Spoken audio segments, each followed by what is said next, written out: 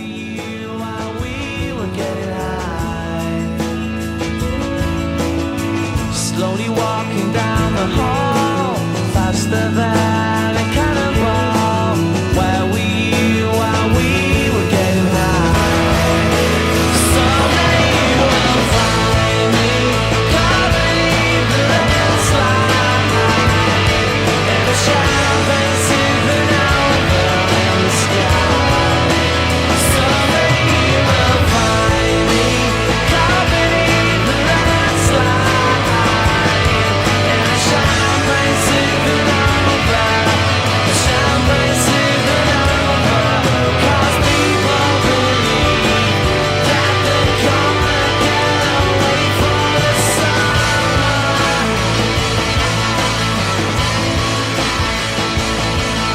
But you and I live in time. The world still spinning round. We don't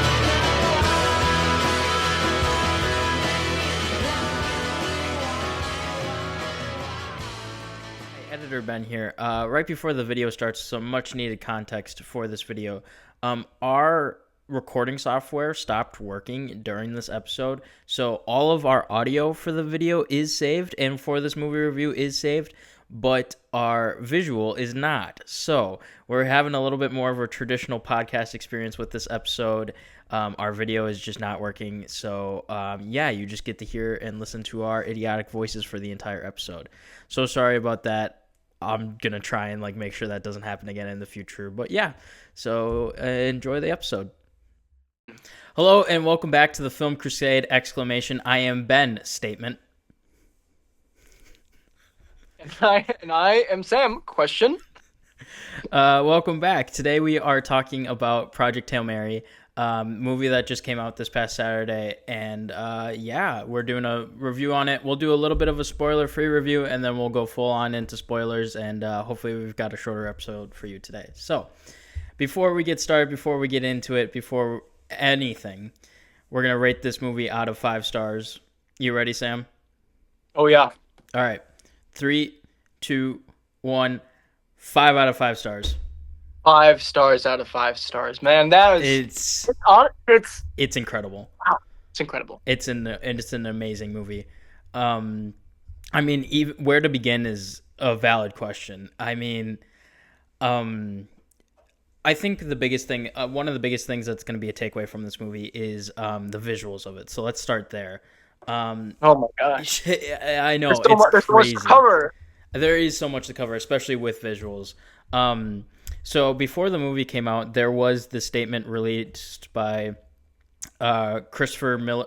Is it Phil Lord and Christopher Miller, or is it Christopher Miller and? Yeah, I think that's it. Phil Lord and Christopher Miller. Great directors, by the way, that have a really good track record. So when I heard that, what? Lego Movie. 21 Jump Street, 22 Jump Street, they're amazing. And so they released a statement saying that Project Hail Mary, there was no CGI shots in the entire movie. And that's incredible. Looking at it, it's how the hell did they do that? You know what I mean? The Hail Mary itself, the ship was a practical set. Everything in it is practical. That's just an amazing achievement in and of itself. Yeah. And it's so visually appealing. Anything you want to say about visuals without going into spoilers? I mean, all of the visuals when he's out in space. Yeah. I wish I could have seen it in IMAX or something. Because I feel like that this was a movie that was built for IMAX. Mm-hmm. It was built to be seen on the biggest screen possible. It's built for the theater experience. Mm-hmm. It's got the comedy. It's got everything you want from this kind of movie. I know many people may not agree with this, but I personally like this over Interstellar. Yep. Which we'll talk about that a little later. We will talk about that. Because they have similar tropes. They have similar ideas, themes. Yeah. So I don't really have too much to say about the visuals, except they're just fantastic. Mm-hmm. They did an amazing job just portraying the beauty and the unknown of space. Yeah. yeah, it's great. Yeah. Actually, for those of you who I mean, obviously don't know, I saw the movie yesterday, last night. Same I'm as very I. fresh on it. Yep. We are both very fresh on it. Yep. These could be our biased takes. Um, Recency bias. Yeah. however, or yeah, recency bias takes. But these are our initial reactions. We both love it. We Mm-hmm. both think it's very 10 out of 10. Yep. When I actually walked out of the theater, I turned to my friend who I was with, and I said, "This is this is very like I can't confirm whether or not I think it's a 5 out of 5, but I was like, it's at least a 9.5. Yeah. In my book, and the fact that it's a 9.5 and I'm still biased and I'm or recency biased, and the fact that it's the letterbox rating scale is Yeah. out of Dude, is out of the letterbox 10 rating scale technically. is almost everyone has given it a 5. Like the highest category is a 5 right now for Project Hail Mary. Yeah, and I so instead of putting a 4.5, I put a 5 because I loved it. I loved everything about it. Yeah, so here's the letterbox page. 4 million people have reviewed it. That first number is 5. That's the rating curve right here. The curve is 5, 4.5, and 4. That's how good of a rating curve this movie is getting right now. Yeah, So the average is a 4.4, which is yeah, still incredibly high for what because I don't think there's any movies on Letterboxd that have an actual 5 yeah. rating. Um, I mean, there's no way. a lot, How many people a use lot this of the best platform? ones, a lot of the best ones have 4.5, 4.6. I don't know if there's any 4.9s, 4.8s. Yeah, I haven't seen any. Um, but so having a 4.4 rating for a movie that hasn't really garnered a lot of attention right off the bat, yeah. No, um, is incredible, and I know that this movie is going to get a lot of attention coming soon. yeah, yeah, 100%. Um, I think we talked about visuals. Something I want to jump into, still without going into the spoilers, is the acting in it is incredible. Um, Mm-hmm. you know, okay, so the Project Hail Mary, if you don't know, is actually based off of a book, and it is written by Andy Weir, who is a prolific science fiction writer, to the point that this is not his first movie adaptation, actually, because he wrote the book that The Martian is based off of. And, a criticism some people might have looking at it is, oh, it's just another story about a man stuck in space. It does not feel like The Martian at all. You know what I mean? Mm-hmm. Sure, there's some similarities, but like the reasons for being stranded in space are different. The way they go about things are different. Even the concerns they have are very different. You know what I mean? Yeah. Because, for The Martian, Mark Watney's worried about food, whereas in this one, Ryland Grace, there's like one line in the movie about food, and even then, he's not even concerned about it. You know what I mean? So Yeah, no, it's a he said very he had 4 years left of food. yeah. So and he said like he could even stretch that to probably like 6 if he needed it. But I just a lot. One thing I gave The Martian a lot of credit for was just how the fact that Matt Damon was able to do things by himself. You know what I mean? He was able to act on his own. Ryan Gosling does that so well as well. You know what I mean? I wouldn't say it's better. I think they're like relatively on par. You know what I mean? And they're both amazing performances. But Ryan Gosling's performance is just amazing. And at this point, I think he could have chemistry with a lamp. You know what I mean? Just straight up, like he can have chemistry with anything. Well, he had chemistry with a rock. I With a think he rock, did well. yeah. No, and it's amazing. Also, just like the humor in the movie is great. There's so many good, funny jokes in it, and we'll probably talk more about the humor because we'll talk about some of our funniest jokes in the spoiler section. But the humor is great, and the story itself is great. I mean, just the ideas and the plot is just so interesting that I just can't. You can't not love it. I don't think. You know what I mean? It's just such a lovable and entertaining story. So Yeah. yeah. Any final spoiler-free ideas or things you want to talk about? I mean, what was the budget for this movie? That's a good question. I think it was 400 million. Because for what they did, that's really good. It's a really good budget. No, it was 248 million. That's even better. Yep. Um, I mean, obviously, there was a lot of repetition of set designs. Yep. There, I mean, It and made the 80 fact that million everything. on it made 80 million opening weekend. I have something visual. I have a visual question, Yeah. but I think that follows into spoilers. So why don't we go into spoilers and then we can talk about this. Okay. Yeah. Final just thought for me is amazing movie, absolutely incredible. I feel like it probably be one of those movies you have to see at least once. So in that case, please go watch it. Stop watching this video. I guarantee you, him and I are not that important. Not as important as that movie. So please go watch that movie. Stop watching us two idiots. And yeah, that's your final spoiler warning. Maybe we should change our podcast name to Two Idiots in a Film. End of statement, question, end of sentence. End of sentence. You're an idiot. Moving on. All right. Yeah, okay. Now time to talk spoilers. I mean, I want to get this right off the bat because I've been thinking about it ever since watching the movie.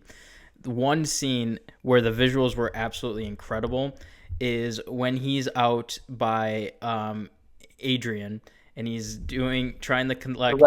Yeah, when he's trying to collect the sample of the the Patrov line. I forget what entirely it's called, Patrov or something like that. Parlov. Nope. Petrova, that's what it is. Petrova line. When he's trying to collect the sample from the Petrova line, and they in the astrophage. In the astrophage, yeah, you're just looking at this beautiful green and orange planet, and it's like already a great visual. And then he turns on the infrared sensor. Boom! It's just all these brilliant, like purple, pink, reddish particles just all around him, and it's incredible. That shot was amazing, and it was really funny actually seeing the juxtaposition of what Rocky was seeing from, because Rocky's just watching a monitor of Grace floating in space, and Grace is like doing backflips and stuff like that, and Rocky's like, what are you doing? And Grace is like, I'm having a moment. Like that shot visually was just breathtaking. You know what I mean? Like, I don't even, like, it was incredible. Some of the best visuals I think I've ever seen. Yeah. Yeah. Okay, so my question. So like we said, there's no CGI, right? Yeah. Or little to no. Yeah. Does that mean that explosion was real? What explosion? The one at the lab? At the facility. Yeah, probably. That's probably practical. I mean, people have made practical explosions before. They probably just blew up a set. I mean, the sound boom obviously couldn't have been real because that would have been like way too dangerous. Yeah. To really do. But yeah, I mean, if the fact that they said that it is purely all physical film, like there's no CGI, it's so hard to believe. Yeah, it honestly is. It looks so amazing. Obviously, there's special effects with being in space. Like, there's no getting around that. They are not going and filming in space. Yeah. For all of you people out there who believed that, I'm sorry to burst your bubble. What? They did not go to space. What are you talking about? Well, we said that there's no CGI, and people could be like in the comments, "Oh, of course there's CGI. They went out in space." Yes, we know that.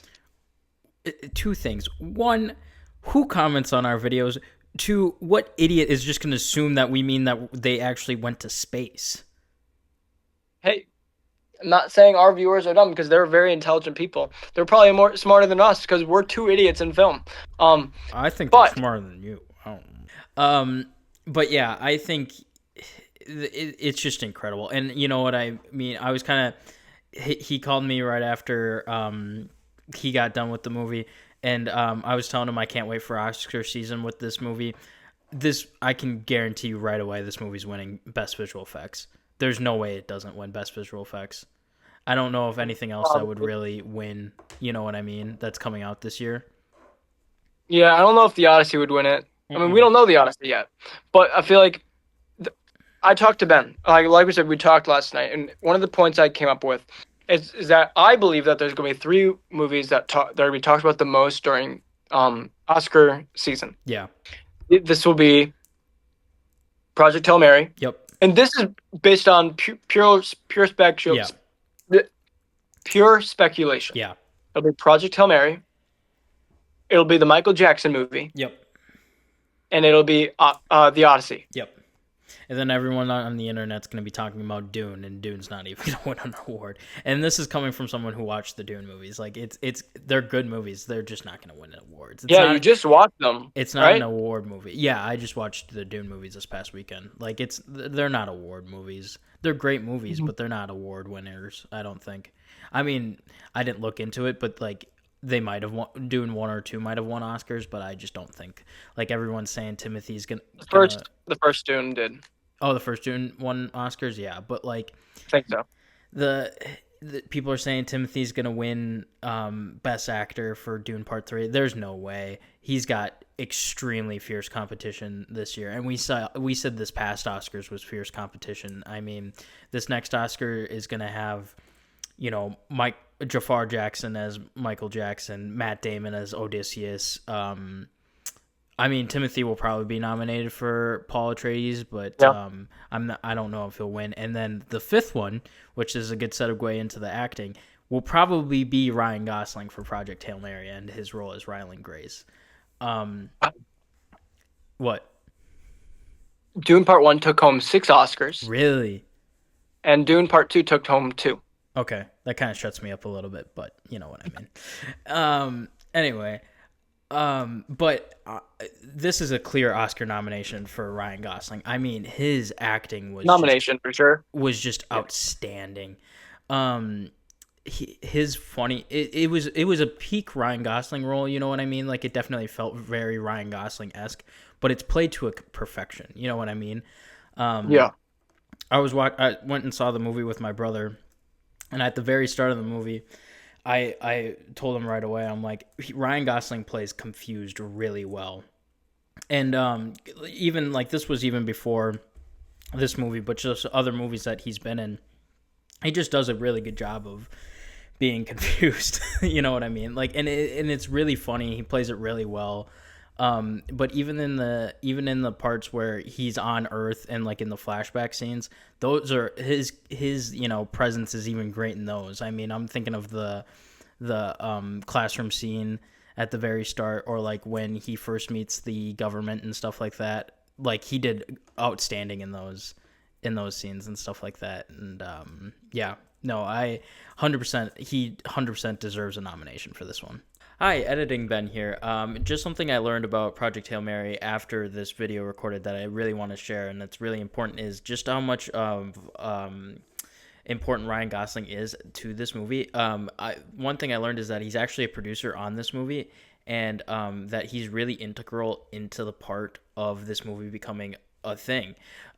He bought the film rights to Project Hail Mary even before the book actually came out, because the book came out in 2021. He bought the film rights in like March of 2020. Like he is so integral to this movie getting made, and yeah, I think it just adds an extra charm and quality to the movie. The fact that how much of a passion project it is from Ryan Gosling. So I think that's just an extra thing I wanted to add about this movie, and it's really something that's really elevating to the movie. So yeah, sorry for the interruption. Enjoy the rest of the video. Yeah. Yeah. I think he'll be nominated for sure. No, 100%. I think, and I feel like we're turning this into a predictions of Oscars episode, but we're not trying to. That's just how good this movie is. Yes. I think it's gonna win adapted screenplay. Yes, that it will definitely win. It'll win best adapted screenplay. I mean, the only other thing that would technically count as an adapted screenplay would be The Odyssey. Because The Odyssey is adapted from a book, and blah blah blah blah blah. I would see them giving the edge to this one though, probably. I just don't know.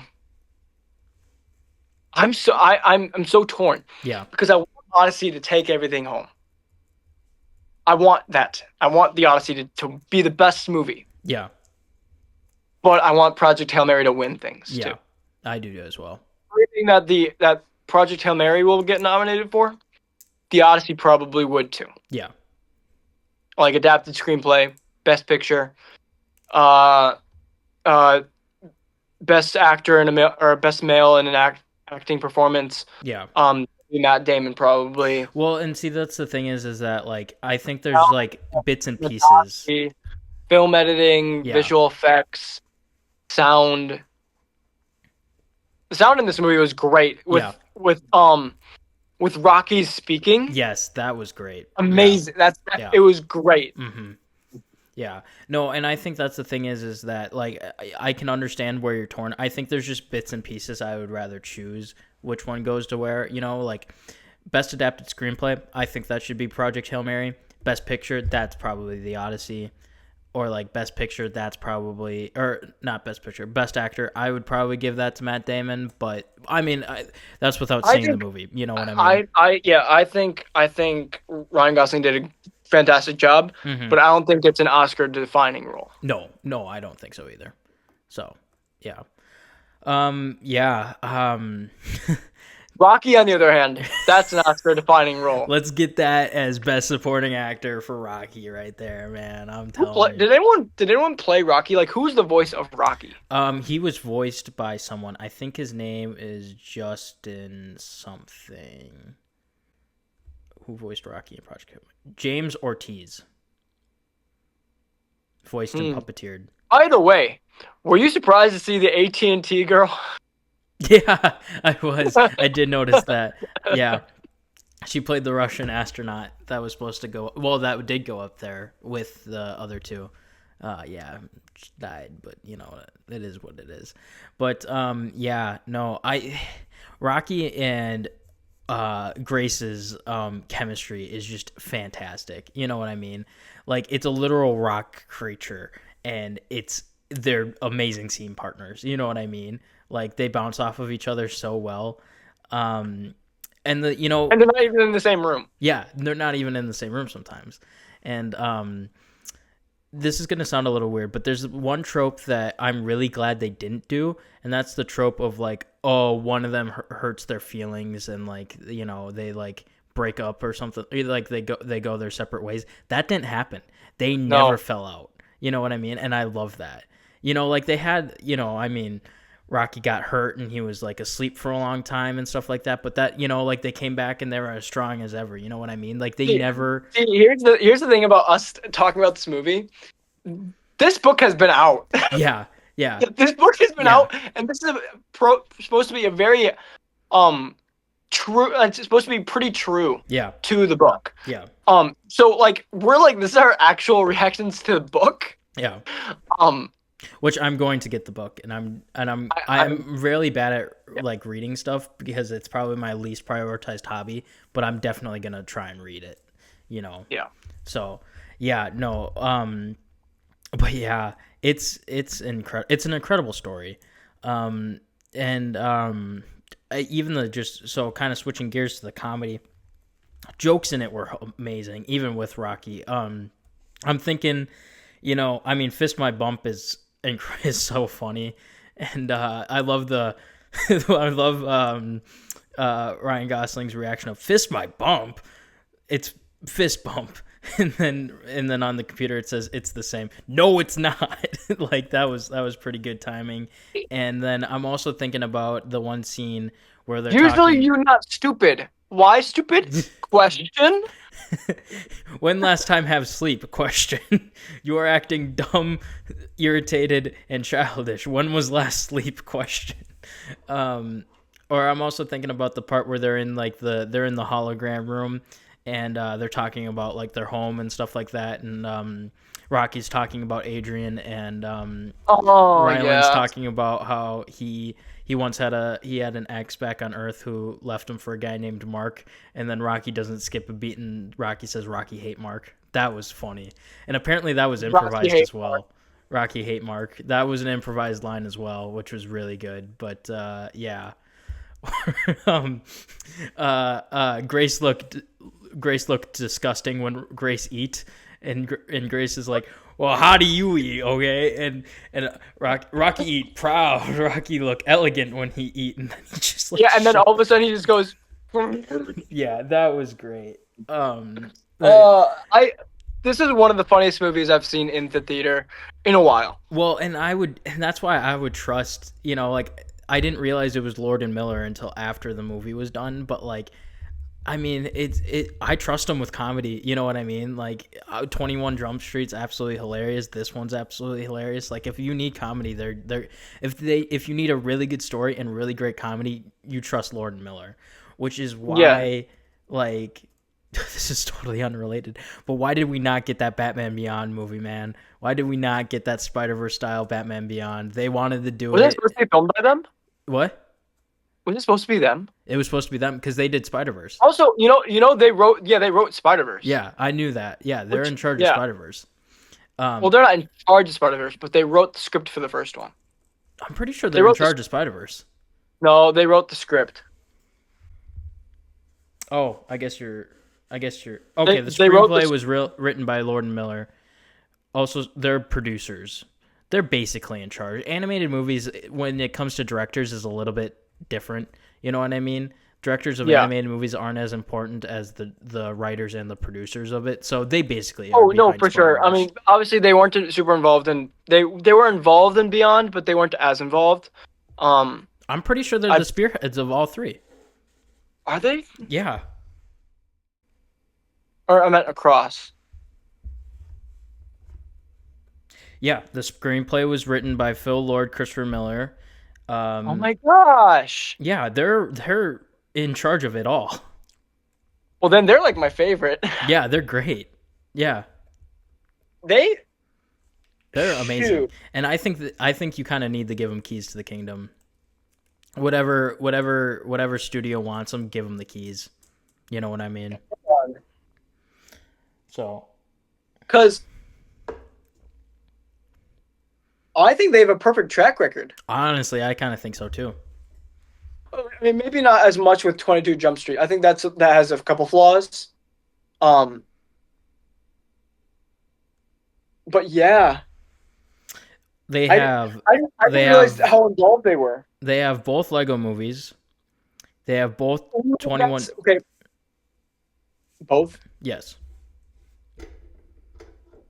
Okay, They also continue. have both Jump Streets. They have Spider-Man Into the Spider-Verse, Spider-Man Across the Spider-Verse, Mitchell versus the Machines, Cloudy with a Chance of Meatballs. Right, I knew that. They were involved in the Lego Batman movie.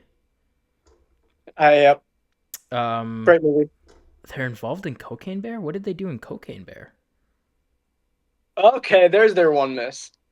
That's hey, don't be dissing Cocaine Bear, man. That's peak right there. I don't know. They might have produced Cocaine Bear. It doesn't say that they wrote or directed it. That doesn't surprise me though. It That wouldn't doesn't. surprise me if they were involved. I mean, it's a nice concept. This is the cast. Oh yeah, they didn't even. Okay, yeah, it was produced by Lord and Miller. Mm. But still, that's not even a shock, or not even. I wouldn't even argue that that's that big of a miss. You know what I mean? It's a little bit of a whiff, but I wouldn't say it's a miss. That was my first R-rated movie I saw in the theater. Actually, it was Cocaine Bear. But yeah. Anyway, Did you hear that that Lord and Miller were offered a live action Spider-Man movie? they were. That one shocked me. Were they offered Brand New Day? I don't know, Mm. but they were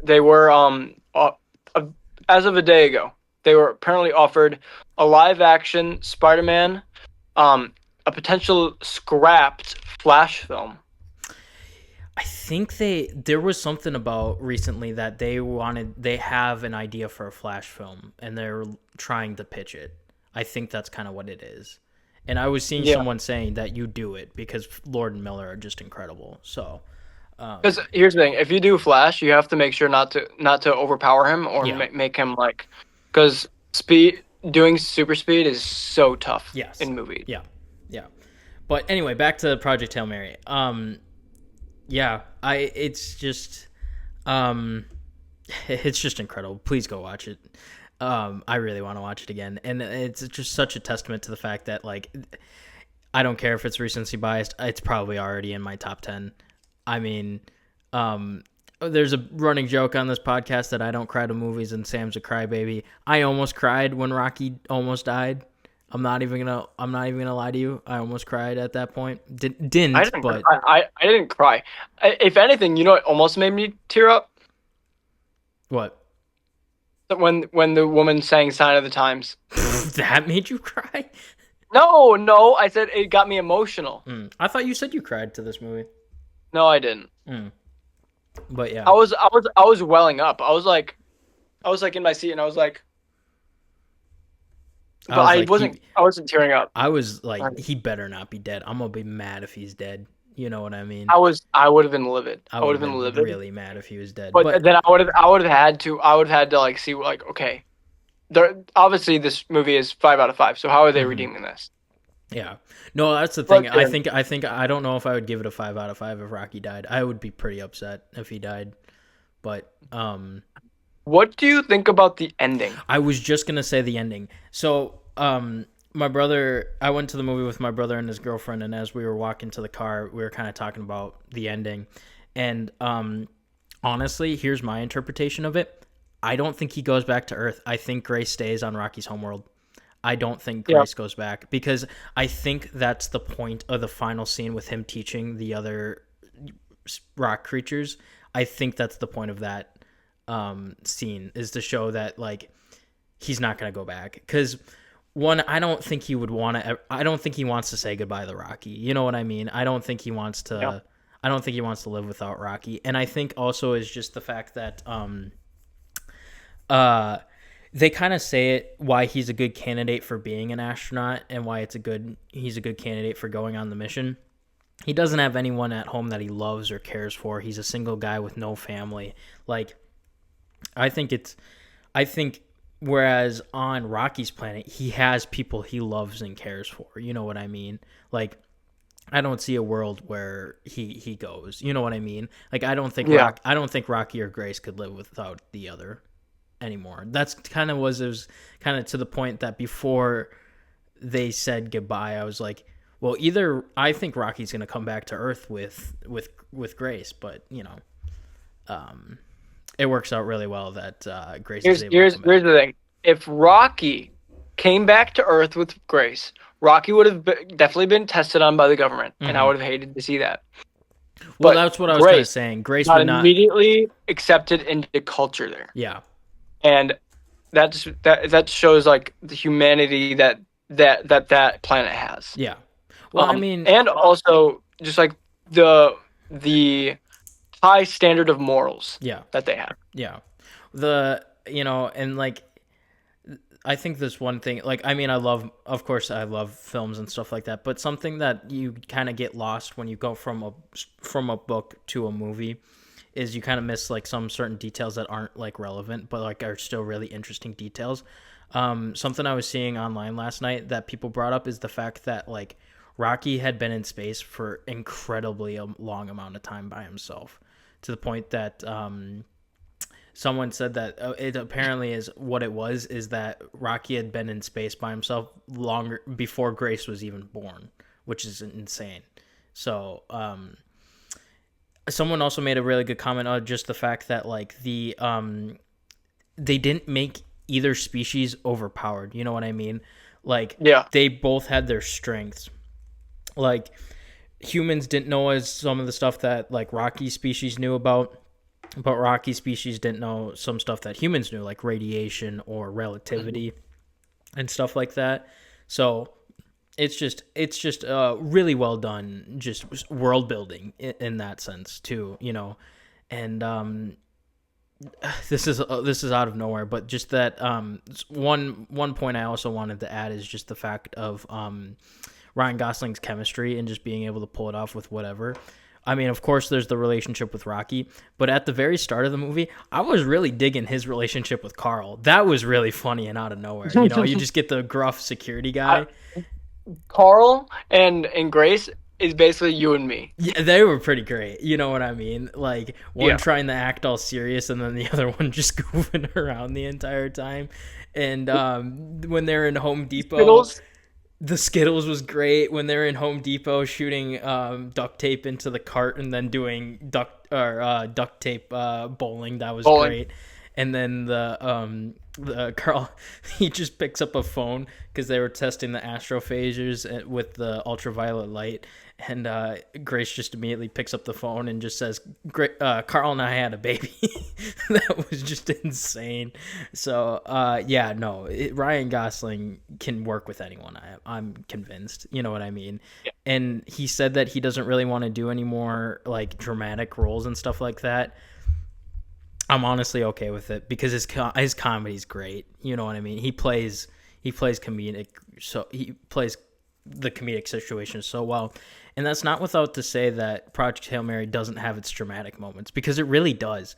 One of the best scenes is when they're, you know, getting the sample from Adrian. You know what I mean? They're trying to get the amoeba that eats the astrophages. That part where Grace, like, you know, they're trying to get out of the atmosphere and they're trying to stabilize, and like, you know, Grace hits his head really bad and he's trying to reach for the button and then he passes out. That's played really well by Ryan Gosling as well. And that's such a bleak and dark moment, and it was still played really well. So I can't praise his acting enough. So, yeah.